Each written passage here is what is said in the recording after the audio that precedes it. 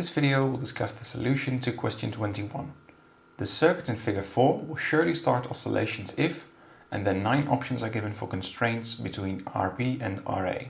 This here is figure 4. The first thing that we will do is divide the circuit up into 3 major subsections. The first subsection consists of 3 identical RC sections, and we will refer to this as beta. It's also called the frequency dependent network.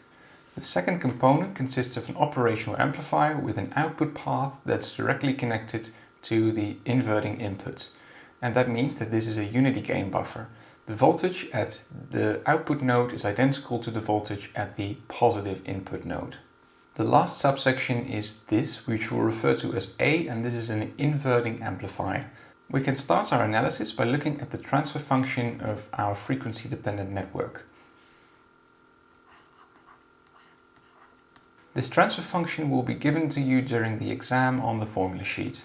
We can now analyze the behavior of this network at the oscillating frequency by entering the value of our oscillation frequency into this transfer function. This oscillation frequency will be found in question 22 and is the same as, if we now enter this oscillation frequency into the transfer function, what we will get is the following. To now be able to sustain oscillations in this oscillator loop, the Barkhausen criterion should be satisfied. And that means that the effect of our amplifier multiplied by the effect of our frequency dependent network multiplied by the effect of our unity gain buffer, which is always 1, should be equal to 1. So our amplification factor should be 1 over beta j omega oscillation. And that is negative 29. And since the amplification factor of our inverting amplifier is equal to negative RB over RA, to sustain oscillations we should have an RB which is equal to 29 times RA.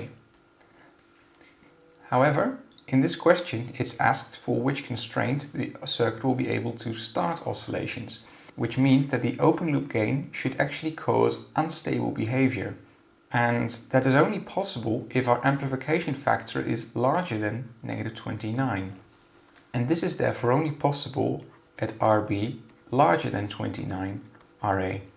And none of these constraints give us a value for which this holds.